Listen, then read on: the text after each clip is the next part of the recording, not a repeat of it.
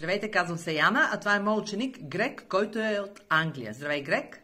Здравей! И сега, в това видео искаме да ви разкажем нещо за английския хумор. Всъщност, видеото се казва как един англичанин вижда английския хумор. Какво е английския хумор за теб? Изобщо, как виждаш ти английския хумор? Много труден въпрос.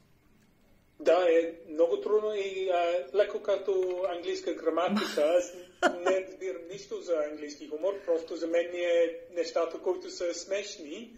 Значи това е за тебе, извинявай, значи за тебе английски хумор като английската граматика. Ти не я знаеш, но я ползваш. Да. Също така английски хумор. Ти не знаеш неговата теория, но ти го ползваш. Точно така. Да. Добре. Просто виждам, че има разлика, защото с англичани, дори колеги, но и много повече се смея, отколкото с българите. С българите особено, да. Малко ми е трудно. Трудно ти е да се смееш с българи, нали така? Да. И на нас ни е трудно да се смеем с англичани. Не, аз искам да се похваля, че за мен английски хумор е... Аз много обожавам английски хумор и мисля, че мога да участвам. Да. Но, разбира се, не винаги сигурно и не винаги. Да. Но особено, някакъв пример за английски хумор имаш ли? На какво се смееш? Примерно ще дам един... Да. Много се смеем, нали, когато се подиграваме. Подиграваме. Вие се подигравате, значи, на хората. Да. Добре, дай един пример. Как се... забелязваш това с англичани, когато са заедно? Когато са заедно, на думата е banter, доколкото знам. Когато... Да, има тази идея, да. Глагол. Какво значи banter, to banter? Да се шегуваш? Banter is to move backwards and forwards. Да си подхвърляш шеги. Да. To banter. И това е да се шегуваш с някой? Да. Така. И, да се смееш на мястото, за техния град или тяхната професия. Леко да ги подиграваш леко. Да. Това не е ли обидно това нещо? Зависи. Зависи как го правиш. Точно какво казваш и как е твоята връзка с тези хора. Дай един пример, примерно. Ти си... Съжалявам, че те прекъсвам, но до една степен това е знак, че ти се чувстваш близо до този човек.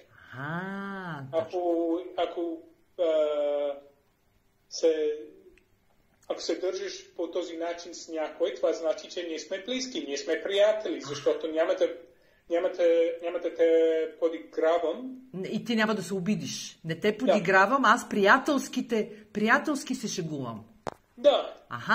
Тоест, ако ти примерно се шегуваш с София, какво би казал по английски хумор, какво би казал? Така, ако приятелски се държиш.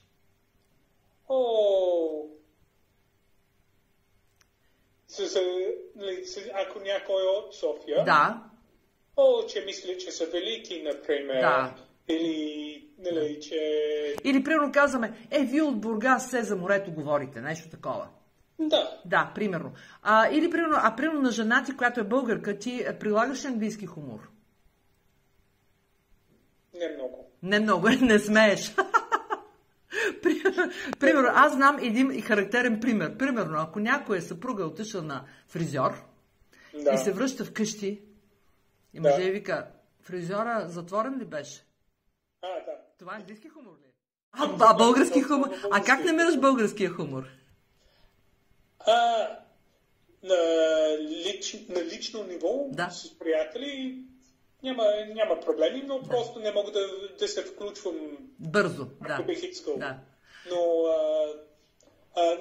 на телевизия и филми изобщо не пада по българския хумор, който виждам много... Не си падаш по българския хумор? Да. Так, това ли искаш да кажеш? Не си падам? Да. Не ти харесва. Това, което виждаш, не си падаш. Не е твоята чаша чай. Да. It's not your cup of tea. Да, точно така.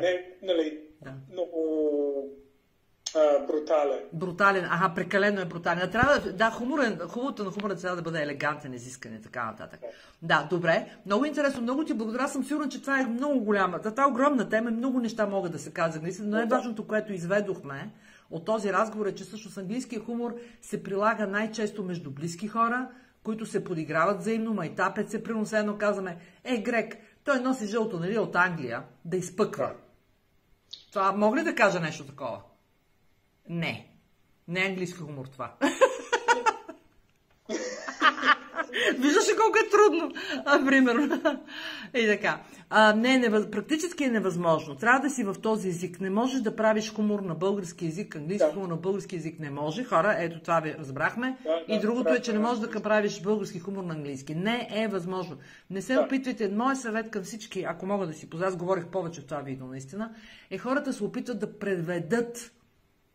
Това е. И затова има гениални автори. Ето да спомена пак моят преподавател Шурбанов, професор Шурбанов, който преведе Кентерберийски разкази с хумор. Нали? Да. Много, много трудно. Да. Много хора често се опитат да се шегуват, когато учите език, не се шегувайте. Да. Нали? Доста трудно. Да, практически невъзможно. Когато не знаеш един език да се шегуваш на него, трябва да си... Да. Трябва да си на много... Да, много на ти да си с един език. Знаеш изразът да си на ти с един език? Да си на ти means to be really very, very good at a language. Okay. Да си на ти с нещо. Окей, good. Грег, много ти благодаря и се надявам това да беше интересно и продължаваме с българска граматика. Добре. Така, ние с Грег намерихме рецептата на хумора въобще, не на хумора на английски хумор, на хумора. И каква според нас беше рецептата на хумора първо? Първо беше, спомни се само второто. Да, добре, първото беше, че всъщност трябва да не приемаш нещата на сериозно. Да. Така, второто. Езикова интелигентност. Трябва да имаш въобще интелигентност, наблюдателност, you have to be perceptive, и да имаш езикова интелигентност. И третото е... да знаеш границите, защото говорихме, че това е трудно, когато учиш език, да знаеш кои теми ще бъдат смешни, не смешни. Да знаеш границите, докъде да стигнеш с хумора. И разбира се, когато учиш чуж език е въобще невъзможно да се шегуваш, защото ти мислиш за други работи, нали? То е ясно. Но общо заето, когато не приемаш нещата на сериозно, когато имаш интелигентност езикова и всякаква интелигентност да ги огледаш от различни страни и наистина, когато, какво беше третото, което казахме, и да знаеш границите, да. И тогава се вижда така. И сега, любим виц имаш ли? Разказвам мой любим английски виц. Аз имам един английски виц, любим. И така, Джони седял на кухненската маса на закуска и казал: ох, не ми се ходи, бе, мамо, не ми се ходи на училище. Майка му казал: Джони, трябва да отидеш на училище. Не, бе, мамо, не ми се ходи на училище. Учителите са ужасни, отвратителни, децата ме мразят, не искам да хода. Знаеш ли го това виц? Не. Добре. И майка му казва: Джони, трябва да отидеш на училище. Не искам, бе, мамо. Джони, ти си директора. Така, и аз, тъй като имам собствено училище, това е мой любим виц. Това е английски виц, впрочем, доста известен вече. Супер. Нали, много сладех, така. И така, от нас чао, това е Грег. Ние се опитахме с него да ви разкажем малко за английския хумор, което е много, много сложно. Окей, всъщност, казахме, че английския хумор, какво казахме, че го практикуваш с близки хора? С близки хора и не знам какво друго да кажа. Да, много е сложно. Той английски хумор, казахме, е много сложно за обяснение въобще, но не пробвайте. Съществува, сигурно, защото съществува, но както се казва, не го пробвайте вкъщи. Това не е котката, това е телефон. Окей, чао от нас.